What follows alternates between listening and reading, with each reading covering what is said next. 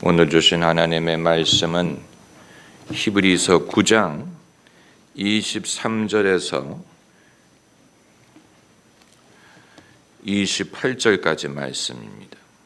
히브리서 9장 23절에서 28절까지 우리 함께 읽겠습니다. 그러므로 하늘에 있는 것들의 모형은 이런 것들로서 정결케 할 필요가 있었으나 하늘에 있는 그것들은 이런 것들보다 더 좋은 제물로 할지니라. 그리스도께서는 참 것의 그림자인 손으로 만든 성소에 들어가지 아니하시고 오직 참 하늘에 들어가사 이제 우리를 위하여 하나님 앞에 나타나시고 대제사장이 해마다 다른 것의 피로써 성소에 들어가는 것 같이 자주 자기를 드리려고 아니하실지니 그리하면 그가 세상을 창조할 때부터 자주 고난을 받았어야 할 것이로되 이제 자기를 단번에 제사로 드려 죄를 없게 하시려고 세상 끝에 나타나셨느니라. 한 번 죽는 것은 사람에게 정하신 것이요 그 후에는 심판이 있으리니 이와 같이 그리스도도 많은 사람의 죄를 담당하시려고 단번에 들이신 바 되셨고 구원에 이르게 하기 위하여 죄와 상관없이 자기를 바라는 자들에게 두 번째 나타나시리라. 아멘. 예수님의 구속의 섭리에 대해서 사람이 가질 수 있는 최대의 질문인 그 구원의 수혜자가 범위가 어디까지일까 하는 것입니다. 오늘 본문 28절에 이와 같이 그리스도도 많은 사람의 죄를 담당하시려고 많은 사람이라는 말을 했는데 이론적으로 따지자면 모든 사람도 거기 포함될 수 있습니다. 예수님의 구속의 섭리는 그 범위가 무한대에 이를 수도 있습니다. 왜냐하면 하나님 아들의 거룩한 보혈의 공로이기 때문에 세례 요한이 예수님에 대해서 말할 때 보라 세상 죄를 지고 가는 하나님의 어린 양이로다. 일부의 죄를 지고 간다고 하지 않았고 이스라엘의 죄를 지고 간다고 하지도 않았어요. 세상 죄를 지고 가는 하나님의 어린 양이로다.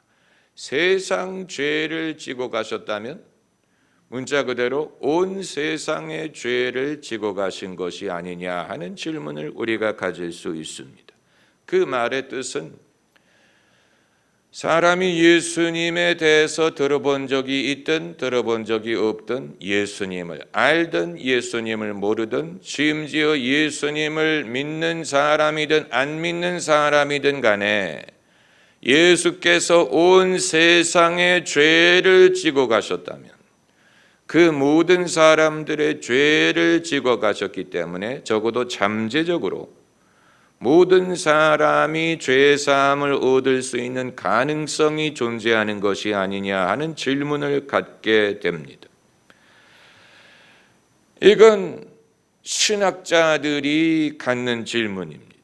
예수님을 부인하기 위해서 이 질문을 하는 게 아니고 예수님의 구원의 능력이 어마어마하게 크고 예수님이 인류를 대표하는 대제사장이 되셨다면 그 역할은 부분적인 것이 아니고 어떤 한 구석에 국한되는 것이 아니고 그야말로 모든 사람, 모든 인류, 아담과 하와 이후에 모든 사람의 제사장이 되실 수 있는 것이 아니냐. 잠재적인 차원에서는 모든 사람이 그 혜택을 입을 수 있지 아니하겠느냐.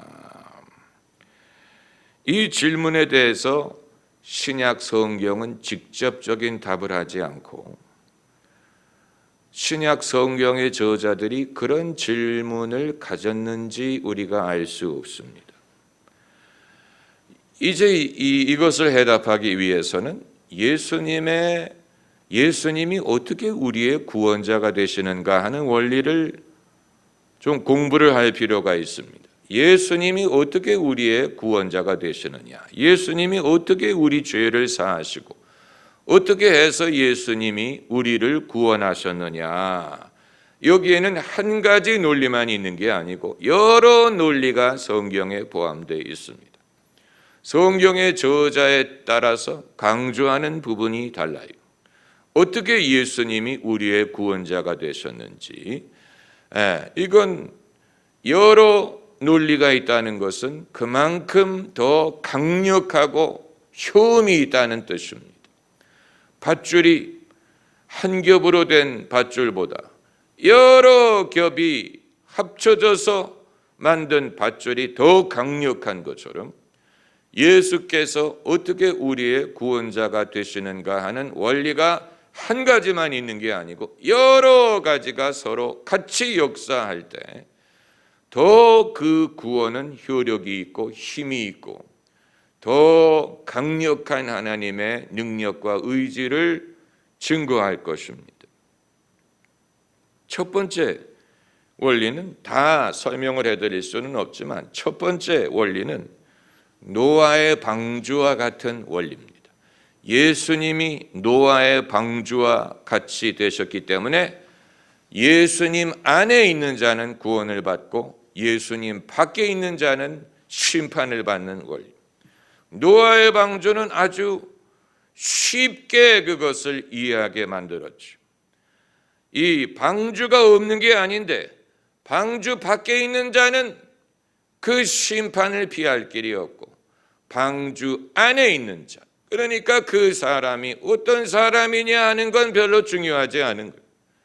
아무리 위대한 사람도 방주 밖에 있으면 심판을 받을 수밖에 없고 아무리 모자란 사람도 방주 안에 있으면 구원을 받는 원리입니다. 그러니까 그 사람이 어떤 사람이냐 하는 게 중요한 게 아니고 어디에 있느냐, 어디에 속했느냐 하는 것이 그 사람의 구원을 좌우하는 것입니다. 또 이와 비슷한 원리가 가지가 포도나무에 붙어 있어야 되는 원리입니다. 예수님 말씀에 나는 포도나무요 너희는 가지니, 가지가 포도나무에 붙어 있지 아니하면 스스로 과실을 맺을 수 없느니라. 그러니까 과실을 맺기 위해서는 예수님에게 붙어 있어야 돼. 예수님에게 붙어 있어야 돼. 구원과 능력이 예수님으로부터 옵니다. 이건 12의 혈루병 걸렸던 여인이 예수님의 몸에 손을 내는 것만으로 깨끗함을 얻은 것과 같은 것입니다. 구원과 치유의 능력이 예수님으로부터 오기 때문에 예수님에게 가까이 가고 예수님에게 붙어 있어야 돼. 그래야 그 구원의 능력을 경험할 수 있습니다. 또 선한 목자의 비유도 같은 원리입니다. 선한 목자, 예수님을 목자로 모셔야 예수님의 양무리에 포함될 수가 있는, 예수님을 따르지 않으면 맹수가 와서 해쳐도 보호해줄 자가 없죠. 예수님이 선한 목자시기 때문에 예수님에게 가까이 있고 예수님을 따르고 예수님에게 속해야 되는 이 모든 이론은 예수님이 구원의 근원이시기 때문에 예수님에게 속해야 구원을 얻을 수 있는 원리를 말하고 예수님을 믿어야 될 필요를 당연하게 설명을 합니다. 그리고 두 번째로 예수님이 우리의 구원자가 되시는 원리는 하나님 사랑의 증거로서 예수 그리스도입니다.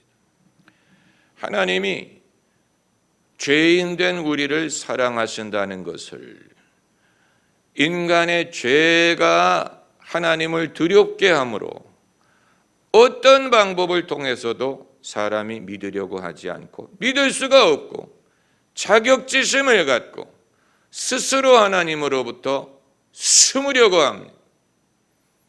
그러니까 하나님이 계시느냐 안 계시느냐가 문제가 아니고 계시더라도 하나님을 두려워하고 숨으려고 해요. 하나님을 피하려고 해요. 너무 두려워요. 두려운 하나님, 벌을 주시는 하나님, 심판하시는 하나님, 내 죄를 물으시는 하나님, 당연히 하나님을 두려워하는 것이죠. 어두운 속에 거하는 자가 빛을 두려워하는 것처럼 이제 이런 죄인들에게 하나님이 당신의 사랑을 증거하셔야 되는데 그걸 증거하시기 위하여 당신의 독생자가 하늘의 영광을 버리고 종의 형태로 나타나셔서 이 동등됨을 취할 것으로 여기지 않고 당신을 희생하시는 그 희생의 모습을 통해 비로소 하나님이 정말로 대가를 지불하시고 우리를 사랑하신다는 것을 사람들이 알게 하신다라는 논리입니다. 사람이 스스로 하나님께 가까이 갈 수 없기 때문에 하나님께서 당신의 아들을 보내셔서 그 사랑을 이 희생을 통해 보여주심으로 사람들이 비로소 그 마음속에 갖고 있었던 두려움이라든가 아픔이라든가 또 과거에 대한 이 괴로운 추억이라든가 과거의 상처의 이 과거 상처의 흔적이라든가 이 소위 한으로 불릴 과거의 상처로 말미암는 치유되지 않는 아픔, 이 모든 것이 예수 그리스도의 희생을 통해서 치유되게 하시고 그리고 사람들이 더 이상 하나님을 두려워하지 않고 하나님이 정말로 자신을 사랑하는 것을 알고 돌아오게 하신다. 이게 이제 십자가 내가 처음 볼 때 나의 마음의 큰 고통 사라져. 십자가를 통해서만이 하나님이 더 이상 무서운 하나님, 또 심판하시는 하나님이 아닌 나를 사랑한다는 것을 희생으로 증거하신 그 증거가 된다는 것입니다.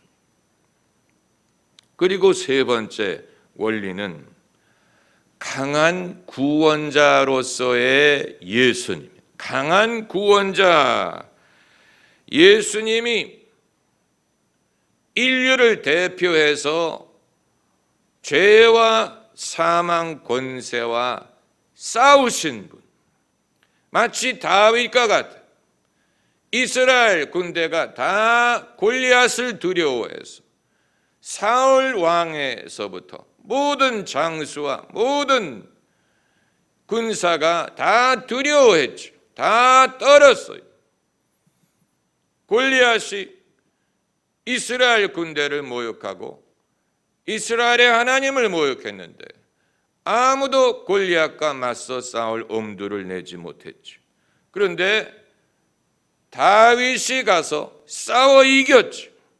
마찬가지로 인간이 죄와 사망 권세에 전혀 무력하고 두려워하고 떠는 상황에서 이제 인간을 대표해서 하나님의 아들 예수님이 나가셔서 죄와 사망 권세와 싸워 이기시고 승리하셔서 더 이상 골리앗과 같은 원수가 당신의 백성들을 두렵게 하고 이기지 못하게 하셨다. 마귀의 권세로부터 우리를 건지셨다. 이것 역시 이 원리를 따르면 사람이 예수님 편에 적극적으로 속해야 되는, 예수님을 적극적으로 의지하고 예수님과 같은 편에 있어야 되겠죠.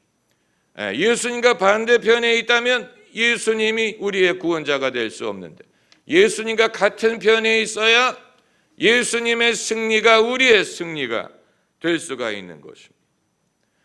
그리고 네 번째 원리, 예수님이 어떻게 우리의 구원자가 되시느냐 하는 네 번째 원리는 이제 제사장으로서의 예수님, 그게 히브리서 저자가 강조하는 원리. 히브리서 저자는 예수님을 제사장 그리고 제물로서 해석을 합니다.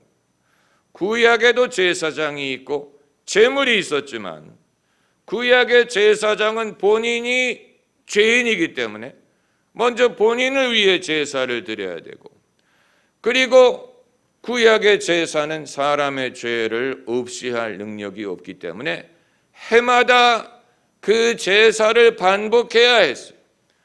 그러나 예수 그리스도는 죄가 없으신 분으로서 당신이 하나님이 받으실 만한 제사를 드릴 수가 있고, 짐승의 피가 아닌 당신의 몸을 친히 땅의 성전이 아닌 하늘의 성전에 들어가서 단번에 우리를 위해 제사를 드리셨다는 것.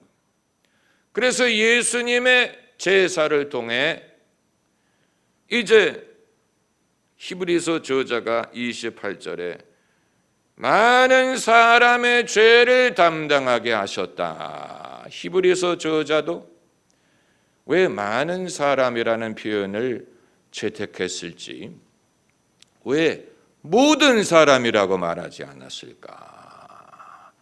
예수님이 십자가에 달려 죽으셨을 때 특별히 몇몇 사람을 염두에 두시고 그 사람만을 위해서 돌아가신 것이 아닐 텐데, 이제 칼빈주의의 제한된 구속이라는 개념이 있기는 합니다. Limited Atonement. 주님의 구원이 제한됐다. 그 범위가 제한됐다. 이게 이제 칼빈주의 예정론자들이 말하는 것이지만, 그러나 히브리서를 볼 것 같으면 그런 개념은 전혀 없고, 예수께서 어떤 특정인만을 위해 당신의 몸을 제물로 바치셨다, 이런 말이 나오지 않아요. 그렇기 때문에 이 논리에 의할 것 같으면 예수님이 더 나은 제물을 드림으로 대제사장이 되어주셨는데, 그렇다면 잠재적으로 아담 이후에 마지막 인간까지 모든 인간의 죄값을 다 예수님이 담당하셨다고 볼 수도 있지 않느냐. 얼마든지 그렇게 볼 수 있습니다. 이건 마치 식당에 사람들이 와글와글 다 밥을 먹고 있는데 어느 부자가 들어와서 테이블에 앉아서 자기 가족들과 식사를 하고, 그리고 나가서 계산을 할 때 그날 거기 있던 식당 사람들의 모든 밥값을 다 지불하고 나가면, 개중에는 그 사람에게 찾아가서 감사합니다, 맛있게 먹었습니다, 뭐 이렇게 사례를 하는 사람도 있을 것이고, 그리고 미소로 쳐다보고 감사의 뜻을 전하는 사람도 있을 것이고, 그리고 누가 밥값을 냈대, 그럴 줄 알았으면 더 많이 시켜 먹을 걸, 뭐 이렇게만 생각을 하고 아쉬워하는 사람도 있을 것이고, 그리고 자기 먹는데 급해서 누가 밥값을 냈는지 안 냈는지 뭐 상관도 없이 뭐 돈이 많으니까 냈겠지, 요담에도 내주기를 뭐 이렇게 하는 사람도 있을 것이고, 별의별 사람이 있을 거고. 그러나 그 모든 사람들의 밥값을 대신 지불했다는 사실은 변함이 없는 거예요. 예수 그리스도의 희생의 효력이 이와 같이 광범위할 수 있지 않을까. 이건 이제 우리가 마음 한켠에 두고 있는 신학적인 질문, 성경이 여기에 대해서 답을 하지 않습니다. 아마 예수님도 여기에 대해서 답변하지 않으실 것 같습니다. 왜냐하면 성령은 은연중에 사람이 구원을 받게 하시는 분은 아니, 성령은 예수님을 증거하기 위해 오셨지, 성령이 역사하시는 곳에 예수님의 이름이 부각이 되고 예수님의 은혜를 사람들이 깨닫고 예수님을 의지하고 믿고 찬양하고 섬기게 하시지, 예수님에 대해서 알지도 못하고 관심도 없고 그냥 무심코 구원을 얻게 하시는 것 같지는 않아요. 왜냐하면 예수님은 높임을 받으시기 때문에. 할렐루야. 예수님은 높임을 받으세요. 이제는 모든 이름 위에 뛰어난 이름을 주셨어요.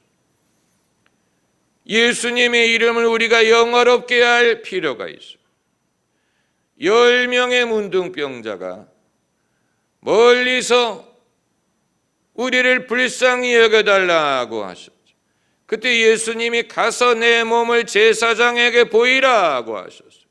열이란 숫자는 모든 숫자라는 뜻입니다. 왜냐하면 사람이 손가락이 10개이기 때문에 열이란 말은 모두라는 뜻을 가지고 있습니다.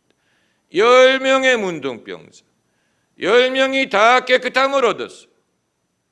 그런데 그 중에 한 명만이 예수님께 돌아와서 감사를 했죠. 어떻게 보면 그 사건이 상징적으로 예수께서 모든 사람을 깨끗게 하시는데, 그러나 예수님께 돌아와서 감사하고 절하는 사람은 소수다라는 말을 하려고 했는지도 몰라요. 그리고 그 사람은 사마리아 사람이었다라고 했어요. 사마리아 사람. 그러니까 예수께서 정말로 돌아오기를 기대했던 자들은 안 돌아오고, 그 중에서 제일 사람들에게 업신여김을 받고 죄인 취급을 받았던 사람이 와서 감사하다고 하는, 그러나 그 나머지 9명이 돌아오지 않았다고 문둥병이 다시 되돌아온 게 아니에요. 그 치유가 무효화된 게 아니에요. 그 나머지 9명도 다 깨끗함을 입었어요. 그건 되돌릴 수 없는 주님의 능력으로 말미암는, 그 사람들이 예수님께 돌아오지 않았다고 문둥병이 다시 붙은 게 아니에요. 그들의 치유는 영구적인 치유. 다만 그들은 예수님께 돌아올 필요를 느끼지 않았어요. 이건 우리로 하여금 생각할 거리를 만들게 합니다. 그러나 히브리서 저자가 제가 말씀드린 그런 논리를 말하기 위해서 예수님의 구원을 제사와 제사장의 차원에서 설명을 한 것 같지 않은 이유는, 히브리서 11장부터 뭐에 대해서 말하기 시작합니까? 믿음에 대해서 말하기 시작하죠. 믿음. 그러니까 히브리서 저자도 각 사람의 믿음이 필요 없다, 각 사람의 믿음이 없이도 구원을 받을 수 있다라는 입장을 말하고자 한 것은 아니었으리라고 봅니다.